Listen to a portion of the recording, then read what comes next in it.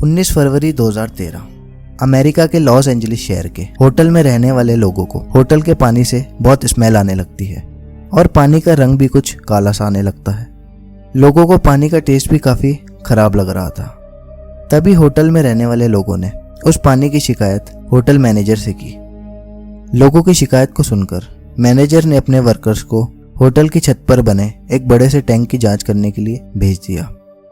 और जब वो वर्कर्स छत पे जाकर उस टैंक को खोल के देखते हैं तो उसमें एक 21 साल की लड़की की बहुत बुरी हालत में लाश मिलती है।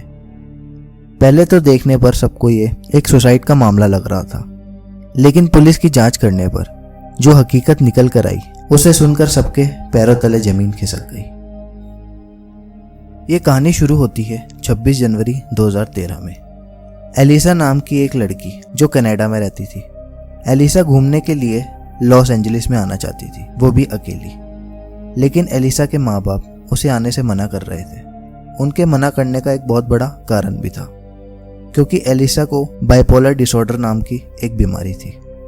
इस बीमारी में इंसान को काफ़ी अजीब अजीब से ख्याल आने लगते हैं। इंसान डिप्रेशन में रहता है और अजीब अजीब सी हरकतें करने लगता है। माँ बाप की चिंता करना भी जायज़ था, लेकिन एलिसा अपनी जिद से माँ बाप को मना लेती है और 26 जनवरी 2013 को कनाडा से लॉस एंजलिस में आ जाती है। लॉस एंजलिस में आने के बाद एलिसा सिसिल होटल में चेक इन करती है, जो कि काफ़ी बदनाम होटल था। शुरू में तो एलिसा शेयरिंग रूम ही लेती है, जिसमें एलिसा के अलावा एक लेडी और एक दो जने और भी थे। लेकिन एलिसा के बाइपोलर डिसऑर्डर के कारण एलिसा रात में काफ़ी बड़बड़ाती थी और अजीब सी हरकतें करती रहती थी, जिसके कारण उसके रूममेट्स को प्रॉब्लम होने लगी। उन लोगों ने होटल वालों से शिकायत की तो होटल वालों ने भी एलिसा को एक पर्सनल रूम दे दिया और एलिसा उस रूम में रहने लगी। एलिसा रोज लॉस एंजलिस में घूमती फिरती और मज़े करने लगी, लेकिन वो रोज अपने माँ बाप को कॉल करना नहीं भूलती थी और करीब 3-4 दिन तक तो सब कुछ ठीक चल रहा था। और 31 जनवरी 2013 में एलिसा को होटल से चेकआउट करके कनाडा वापस आना था, लेकिन उस दिन एलिसा ने अपने माँ बाप को एक भी कॉल नहीं किया। सुबह से शाम हो गई, लेकिन एलिसा का कोई भी कॉल नहीं आया। और जब उसके माँ बाप ने एलिसा के नंबर पे कॉल किया तो उसका नंबर भी बंद आ रहा था। एलिसा के माँ बाप को चिंता होने लगी। उन्होंने होटल सिसिल के मैनेजर से बात की। मैनेजर से बात करने के बाद होटल का पूरा स्टाफ एलिसा की छानबीन में लग जाता है, लेकिन उन्हें एलिसा कहीं पे भी नहीं मिलती और होटल के सीसीटीवी फुटेज भी देखे गए, लेकिन एलिसा का कोई भी नामो निशान नहीं था। एलिसा के माँ बाप के कहने पर होटल वालों ने एलिसा की खबर पुलिस को दे दी और पुलिस भी सिसिल होटल में आने के बाद कड़ी खोजबीन में लग जाती है। इस बीच पुलिस को होटल की लिफ्ट की सीसीटीवी वीडियो हाथ लगती है। वीडियो में एलिसा लिफ्ट में आती है और लिफ्ट में आने के बाद एलिसा लिफ्ट के बटन दबाती है। आमतौर पर लिफ्ट का गेट 20-30 सेकंड में ऑटोमेटिकली बंद हो जाता है, लेकिन इस लिफ्ट में ऐसा कुछ नहीं होता। लेकिन इस लिफ्ट में एलिसा की हरकतें बहुत ही अजीब थी। एलिसा बार बार लिफ्ट के बाहर जाती है और कभी अंदर आती है और बार बार लिफ्ट से बाहर झांकती है। ऐसा लग रहा था कि मानो एलिसा किसी का इंतजार कर रही है और बहुत ही ज्यादा डरी हुई है। कभी लिफ्ट के एक कोने में जाती तो कभी दूसरे कोने में जाती और लिफ्ट में लगे कैमरे में भी देखती है। ये सिलसिला काफी देर तक चलता रहता है, लेकिन लिफ्ट का दरवाजा बंद नहीं होता। एलिसा की हरकतें नॉर्मल नहीं थी। एलिसा बार बार लिफ्ट के सारे बटन दबाती, लेकिन ऐसा मानो कि लिफ्ट बिल्कुल अटक चुकी थी और लिफ्ट बंद होने का नाम नहीं ले रही थी।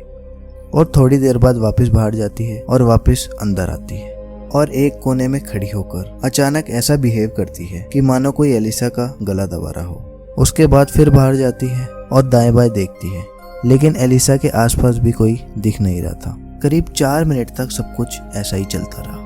उसके बाद एलिसा कहाँ गई उसे किसी ने नहीं देखा। ये वीडियो देखने के बाद इस वीडियो को पैरानॉर्मल एक्टिविटी से भी जोड़ा गया। उसके पीछे का एक कारण भी था, क्योंकि ये होटल पहले से ही बदनाम था, क्योंकि इस होटल में कई बार अननेचुरल डेथ्स हुई है। एक बार एक महिला ने इस होटल की 15वीं फ्लोर से छलांग लगा दी थी और जब महिला होटल से नीचे गिरी तो नीचे एक आदमी भी खड़ा हुआ था। वो महिला उस आदमी पर आके गिरी, जिसके कारण उन दोनों की मौत हो गई। इस होटल में एक लड़की का भी रेप हुआ था। लड़की का रेप करने के बाद उसका इसी होटल में मर्डर कर दिया गया था।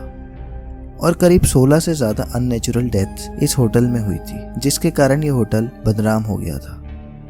अब पुलिस के हाथ सीसीटीवी वीडियो के अलावा कुछ नहीं लगा और वक्त बीतता गया, लेकिन एलिसा का कुछ पता नहीं चला। और करीब 2 हफ्ते बाद होटल में ठहरे लोगों ने होटल मैनेजर से शिकायत की कि होटल का पानी कुछ काला सा आ रहा है और पानी का टेस्ट भी कुछ अजीब सा है और पानी में काफी स्मेल आ रही है। लोगों की शिकायत पर होटल मैनेजमेंट वालों ने सोचा कि होटल की पानी की टंकी को चेक करते हैं। होटल वालों ने अपने वर्कर्स को होटल की 15वीं फ्लोर पर पड़ी टंकी चेक करने के लिए भेजा। वर्कर्स मेन टंकी पर चढ़ते हैं जो कि काफी ऊंचाई पर थी। उसके बाद टंकी का ढक्कन खोलते हैं जो कि काफी भारी था, लेकिन तभी एक वर्कर की नज़र उस टंकी के बड़े से ढक्कन के एक लॉक पे जाती है जो कि खुला हुआ था। वर्कर को काफी हैरानी होती है, लेकिन वो उसे इग्नोर करते हुए जब उस टंकी के ढक्कन को खोलता है तो वो चौंक जाता है। वो देखता है कि पानी में एक लड़की की लाश तैर रही थी। लाश की हालत काफी खराब थी और लाश के शरीर पर कोई भी कपड़ा नहीं था। ये बात पूरे होटल में फैल जाती है और तुरंत उसी टाइम पुलिस को भी खबर कर दी जाती है और कुछ टाइम में पुलिस भी वहां आ जाती है। लाश को पानी से बाहर निकाला जाता है और लाश को देखकर समझ आ जाता है कि ये लाश किसी और की नहीं बल्कि एलिसा लैम की है, जो कि 31 दिसंबर को गायब हुई थी। और 2 हफ्ते बाद एलिसा की लाश होटल की छत पे पड़ी टंकी में मिलती है। लाश को पोस्टमार्टम के लिए भेज दिया जाता है। पहले तो इस केस को पुलिस एलिसा के बाइपोलर डिसऑर्डर से जोड़ने लगती है कि एलिसा ने शायद ड्रग्स लिए होंगे या मेडिसिन प्रॉपर ठीक तरीके से नहीं ली होगी, जिसके कारण मेंटली डिप्रेशन में आने के कारण एलिसा ने सुसाइड की होगी। लेकिन जब फॉरेंसिक रिपोर्ट्स आई तो उसने सबको चौंका दिया, क्योंकि ना तो उसने ड्रग्स लिए थे और वो अपनी मेडिसिन भी ठीक तरीके से ले रही थी, और ना ही एलिसा की बॉडी पे कोई भी मारपीट के या जबरदस्ती के निशान थे, और ना ही एलिसा का कोई मर्डर का कारण सामने आया। ये केस और भी ज्यादा उलझता जा रहा था। कई सवाल अभी भी कायम थे। पहला सवाल ये था कि लिफ्ट में एलिसा इतनी अजीब हरकतें क्यों कर रही थी और उसे कौन दिख रहा था। दूसरा सवाल ये था कि एलिसा छत पे गई कैसे, क्योंकि होटल की 15वीं फ्लोर पे छत बंद ही रहती है और छत पे अलार्म सिस्टम लगा हुआ था। अगर कोई भी उस छत पे गया तो पूरे होटल में अलार्म बज जाता। लेकिन चलो कैसे भी करके एलिसा उस छत पे चले भी गई तो सबसे चौंका देने वाला सवाल ये सामने आता है कि उसने टैंक का ढक्कन कैसे खोला, जो कि करीब 15 से 20 किलो का था। ढक्कन खोलकर वापस ढक्कन लगाना ये सबकी समझ से परे था, क्योंकि पानी में अंदर जाने के बाद ढक्कन लगाना इम्पॉसिबल जैसा था। अगर एलिसा को सुसाइड करना ही होता वो छत से भी कूद सकती थी बिना किसी मेहनत के। पोस्टमार्टम रिपोर्ट्स में ये आया कि एलिसा की डूबने से मौत हुई है, लेकिन पोस्टमार्टम में ये नहीं आया कि ये मर्डर है या सुसाइड या फिर कुछ और साल 2013 से अभी 2023 हो गया है, लेकिन एलिसा की मौत का कारण अभी तक कोई नहीं पता कर पाया। और लोगों ने इस केस को पैरानॉर्मल तरीके से जोड़ दिया, क्योंकि इस होटल का इतिहास ही कुछ ऐसा था। और लिफ्ट में जो एलिसा की हरकतें थी, उसका गला दबाना और एलिसा का बार बार डरना और लिफ्ट का दरवाजा बंद ना होना, इन सभी चीजों को देखते हुए इस केस को भूतिया घटनाओं के साथ जोड़ दिया गया और अभी तक इस केस की गुत्थी नहीं सुलझ पाई।